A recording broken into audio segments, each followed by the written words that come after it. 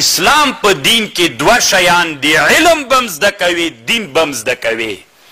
که تنها علم زده کې دین زده نه کې بیا به تانه ملحد و کمونیست جوړیږي. کمونیستان په علوم عصریو کې ډېر ماهر دي، علم یې زده ده خو څوک نشته ورسره، دین نسته د ورسره.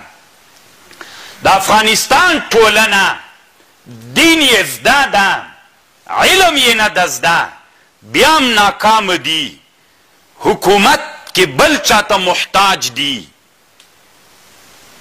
طیاره نه لري، پیلوټ نه لري، کمپیوټر کار نه لري، پرمختللي پلاستیکي توغندي نسي جوړولی، موټر د بل چا نه اخلي، په وطن کې په میلیونونو ټنه تیل ستا استخراج نسي کولی، معادن لري دوی په چل نه پوهیږي، چینایانو باندې راباسي. دا که نه داسې انسانان چې دي د اسلام د دین دا یو مزیت او د اسلام د دین دا یوه بهتری او افتخار د اسلام د دین دا ده چې اسلام دین هم علم ته او هم د دین زده کړې ته انسانان هڅولی دي. علم الانسان ما لم یعلم، انسان ته هغه شیان ورښودلي چې د انسان نه وزده. د استدلال له دغه آیات نه کوي الله، دغه آیتونو نه چې الله اول په قرآن کې را نازل کړل، اقرأ باسم ربک الذي خلق خلق الانسان من علق، د دې کې وروسته راځي وعلم بالقلم وعلم الانسان ما لم يعلم، انسان ته هغه شیان ور زده کړل چې د انسان نه وزده.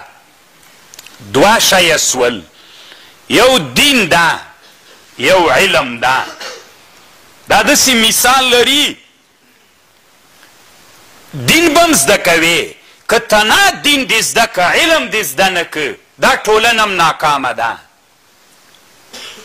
که دین دې زده که علم دې زده نه که دا ټولنه هم ناکامه ده، که علم دې زده که دین دې زده نه که دا ټولنه هم ناکامه ده. ښه مثال ده، داسې ورته متوجه سئ طالبانو ورونو، نن اسلامي امت کامیاب ده که ناکام ده د دنیا په سطحه باندې. تاسو ته معلومات نه کیږي، الله مو په دنیا وګرځوه بیا به پوه شئ. نن اسلامي ټولنه له هر لحاظه په نننۍ دنیا کې کمزوري او ضعیفه ده، اقتصاد کې، په علم کې، په هر لحاظه اسلامي دنیا نن ناکامه ده. علت هیڅ شی ده، ځکه موږ داسې ویلې که علم که تنها دین زده کې علم ورسره زده نه کې دا ټولنه هم ناکامه ده. خو نن مسلمانان موږ وینو که نه یو، او که چېرته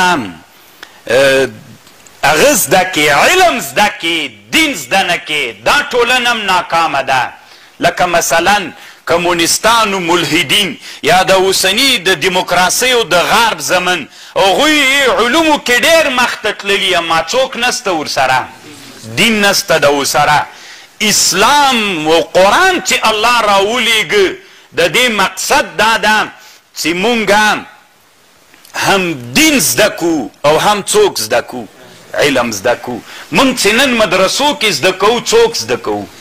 دا دین د طالبانو علم ده، خو دا د دین علم ده.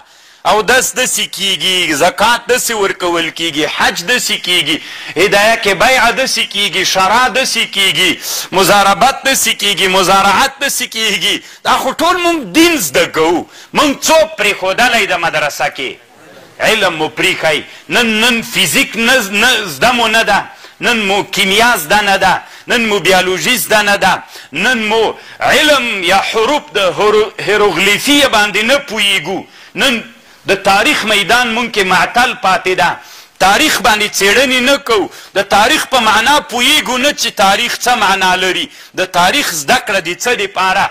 ټول علوم چې انسانان ورته احتیاج لري هغه علوم نن موږ مدرسې نه ویستلي دي. نو چې ومو ویستل تنها په دین باندې اخته یو. دا ټولنه به کامیابه که ناکامه؟ دا یاد ساتئ طالبانو ورونو چې 1 میلیون کاله اسلامي امت نورم په دې دنیا کې ژوند وکړي تنا دین زده کوي علم نه زده کوي دا ټولنه ناکامه ده هدف ته نسي رسېدی